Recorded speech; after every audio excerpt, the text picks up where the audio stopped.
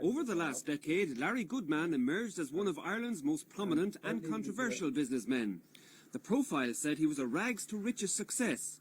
He was now Europe's biggest beef processor, with a stately home, friends in high places, and a personal jet and helicopter. Goodman controls 30 to 40% of beef processing here, but in August, disaster struck. The Iraqi crisis left Goodman with a £170 million debt. It later emerged that the group had debts of more than £500 million. It seemed as if the major cattle slaughtering period here could be jeopardised and beef exports gravely endangered. The Dáil was recalled from the summer recess to rush through new legislation.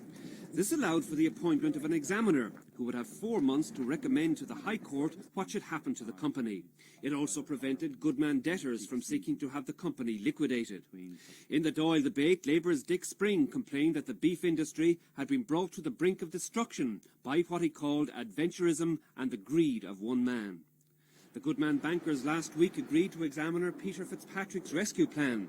This proposes that all the beef plants be kept open, and it envisages a major role for Larry Goodman.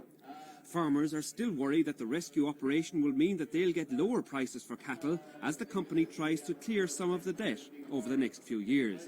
The High Court has still to adjudicate on the examiner's plan. The beef industry was also thrown into turmoil by the major outbreak of BSE, the cattle disorder known as mad cow disease. Over 20,000 cases of BSE have been recorded in Britain. Over 24 cases were reported here, but all have been put down to the importation of cattle or feed from abroad. Despite heart bypass surgery earlier in the year, Minister Michael O'Kennedy, then chairman of the EC Farm Ministers, was centre stage with Commissioner Ray McSharry in defusing a threatened trade war against Britain over BSE. The BSE outbreak had a major impact on consumption of beef, and exports from here were severely hit. At the moment, cold stores right across the country are full of frozen Irish beef, awaiting to be sold by the EC. Farmers seem to be forever on the streets, protesting over TB regulations, GAT and falling incomes. Estimates vary on the scale of the income decline from 7% to as high as 50%. It was said to have been the sharpest decline in incomes since the Depression of the 1930s. The biggest income drop was in dairy. And in that sector, the big Munster co-ops, Mitchelstown and Ballyclaw, agreed to amalgamate.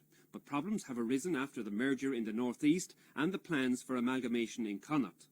And despite the earlier success of the Larry Goodman-controlled Food Industries Group in the milk arena, they were rejected by shareholders in the northeast, and Food Industries finally agreed to sell its entire dairy division to Golden Vale. It seemed that there was bad news on every front for farmers. The GATT negotiations on world trade, according to farm groups, threatened to force 70,000 Irish farmers off the land.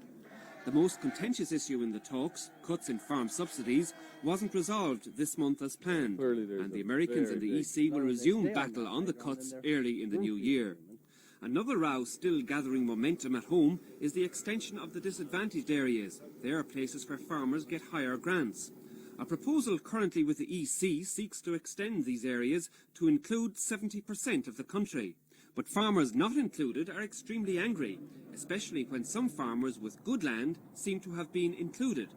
And with all the gloom, the year also saw the start of a new group for poorer farmers, the United Farmers Association.